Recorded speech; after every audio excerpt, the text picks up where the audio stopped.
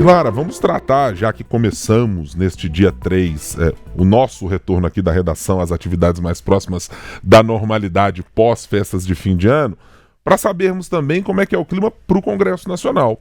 O que você traz de informação a respeito dos desafios que o Congresso tem para este ano de 2025, de coisas pendentes do ano passado e coisas que se apontam para esse ano de 2025?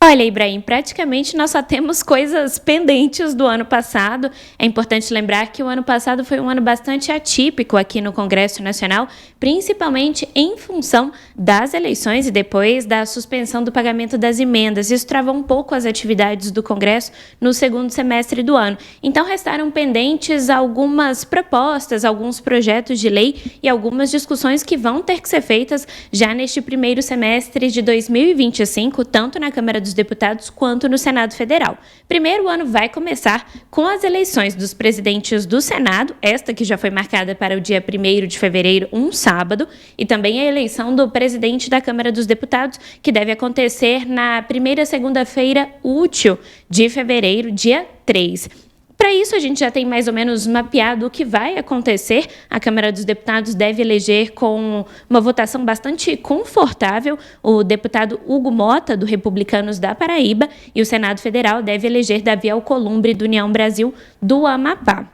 Dito isso, eles vão ter alguns desafios pela frente. No caso de Alcolumbre, tem, por exemplo, a questão orçamentária que precisa ser votada. A peça não foi votada no ano passado, como prevê a Constituição. Existe uma data limite para a votação, que é o dia 31 de dezembro de 2024. Então, neste momento, a gente vive um cenário de execução provisória do orçamento. Então, esse deve ser o primeiro grande desafio e a primeira coisa ali na reta do Congresso Nacional para a volta desse recesso legislativo. No Senado Federal, a gente também tem uma segunda etapa da regulamentação da reforma tributária, que é a votação do projeto de lei complementar 108, que é aquele que vai regulamentar as atividades do Comitê Gestor do IBS, um dos impostos criados pela reforma tributária. Na verdade, a administração desse comitê já foi discutida no primeiro projeto de lei que regulamentou a tributária no ano passado, mas agora ele vai ser definido, não mais em caráter provisório, mas já em caráter definitivo.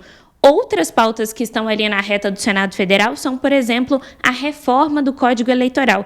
Esse é um projeto liderado pelo senador Marcelo Castro, que é, inclusive, o relator, e ele propõe algumas questões bastante importantes, algumas mudanças bastante relevantes no nosso Código Eleitoral, como, por exemplo, a questão da reeleição. Ele põe fim à reeleição e também muda os mandatos dos cargos federais.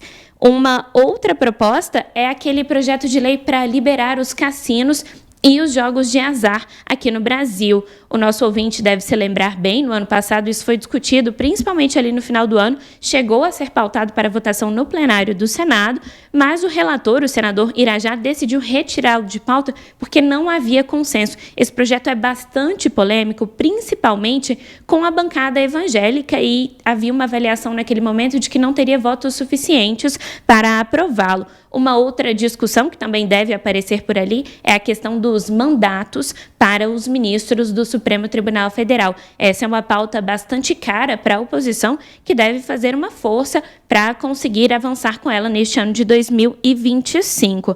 Uma outra questão, e aí já é uma questão mais nova que deve surgir também neste ano no Senado, é a questão da reforma da renda. O ainda presidente Rodrigo Pacheco, do PSD de Minas, indicou que esse deve ser um dos assuntos tratados agora em 2025. Já na Câmara dos Deputados, Hugo Mota vai ter um desafio muito grande pela frente, principalmente no que diz respeito ao projeto de lei da anistia, que garante anistia aos presos do 8 de janeiro. Durante esse momento de articulação para angariar votos para Hugo Mota, teve uma conversa ali de Arthur Lira, o atual presidente, com as bancadas do PL e do PT, que são esses grandes antagonistas na Câmara dos Deputados, e que têm pautado essa questão. O PT contra e o PL a favor. Essa é uma bandeira muito cara para a bancada do PL e também para o ex-presidente Jair Bolsonaro. Agora é a gente ver como o Hugo Mota vai se comportar nisso. Além disso, a Câmara também tem outras coisas pela frente, como, por exemplo, o PEC do aborto, o PEC das drogas e a cassação do mandato de Chiquinho Brazão. Muito trabalho. Vamos ver. se o Congresso Nacional vai ter a mesma agilidade que tem para alguns temas para tratar desse tanto de coisa que está colocada importante esse ano de 2025.